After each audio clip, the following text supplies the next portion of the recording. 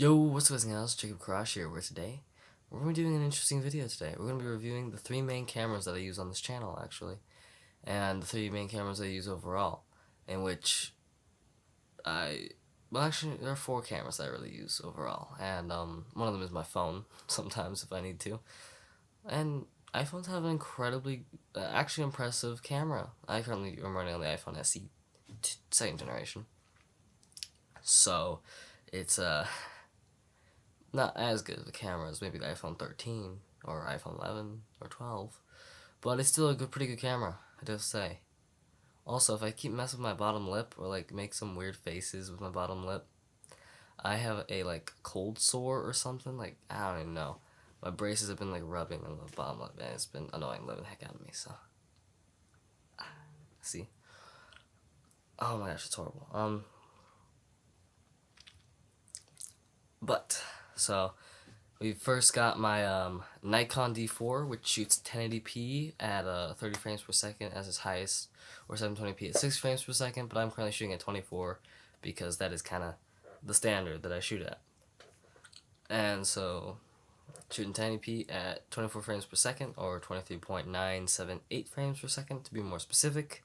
My audio device is the Zoom H1N, which is actually mounted on top of the Nikon D4, and I'm trying out a new like studio setup here, and not so sure about it yet. But actually, I kind of like it, but we'll see how you guys like it. Then next is my Canon Vixia HFR 80 camcorder, which you've seen in the last video, and it's got a smaller sensor because the Nikon D4 has a full frame sensor, where here this has a, I believe, smaller than a 1-inch CMOS sensor.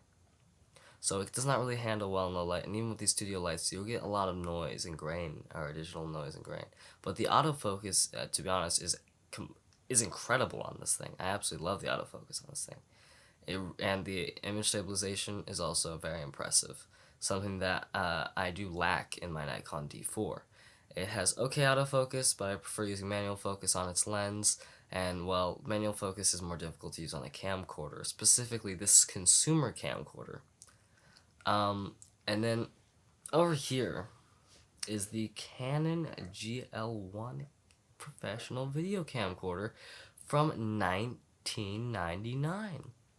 This is my father's old camcorder, in which I kind of stole from him. Not really, but just he lets me use it instead, and I love it. Like, I wouldn't use it for any professional work unless someone wanted more of a, you know, classic-y early digital video age style. But I use it for a lot of just for fun stuff, because it gives me that at-home video look that I just love. And it shoots, I think, like 720 by like 480, but I have it set to its like 16:9 aspect ratio setting that kind of just squishes the image like that and then stretches it out in post-production. Also, this is a pain in the butt to export or import footage from. Oh, and I forgot to tell you, the Vixia shoots 1080p at 6 frames per second. Also, all these are shooting at 24 frames per second, and I gotta move my spinning chair back over here.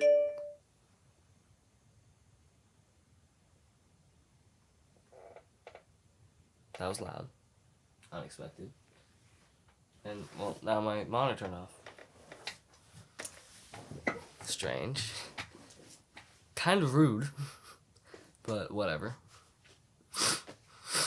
But, so, I currently am shooting on a flat color profile here on the Nikon D4. My custom one that I just call J-Log because, well, yeah. Because, I mean, also don't mind the orange that's, like, up here and right here on my face. I went to a school social and we had face paint, and I just tried getting it off before filming, and it didn't exactly come off. And don't mind this very squeaky chair. I'll hopefully be getting a different chair. I'm not using that office chair though. And so I'm shooting a flat color profile. I'm just using the only color profile you really get with this Vixia camcorder in the manual mode. And so it's just the standard one. It looks pretty good. I personally prefer Canon colors compared to the Nikon color system, but you can do so much in color grading now, it doesn't really matter. And then you know, it's also another Canon camera shooting in its only color profile. I wish they had different color profiles back then, but looks like they doesn't. They don't. They didn't. I can't English. Something I noticed. I don't English very well. But so we'll also test out like the internal audio of each of these cameras. Because so the Canon GL1 has its own like actual shotgun microphone built on board, and then the Vixia just has a little nasty built-in camera. Was that my father blowing his nose? I don't know if any of the audio caught that, but I did. And then the Nikon D4 also has a really crappy internal microphone. Something to let you all know, if you're gonna plug in a microphone directly in the camera, Canon cameras have very bad preamps, so you'll get a lot of white noise in the background. That's why I prefer using my Zoom H1N as like a separate sound recorder, because you get a lot less of that white noise and you just get overall really good sound. Also, I don't even know what focal range I'm filming at. I think they're all like 40mm. Nope, we're around like 45mm, around there for each of these, and they all look pretty good. At least I think. We'll find out in editing if they actually do look really good. Yeah. Now, they're all on different things. I'm currently using my Manfrotto tripod for the D4, which is the main one. I've got a monitor plugged in the D4, and that's on a light stand, actually, which is broken. And then I have my Vixia R80 on my old, kind of like cheap photography tripod, because it's lightweight. And then I have the GL1 on another light stand, more heavy duty light stand that I use. And so yeah, I'll do a video on my setup later.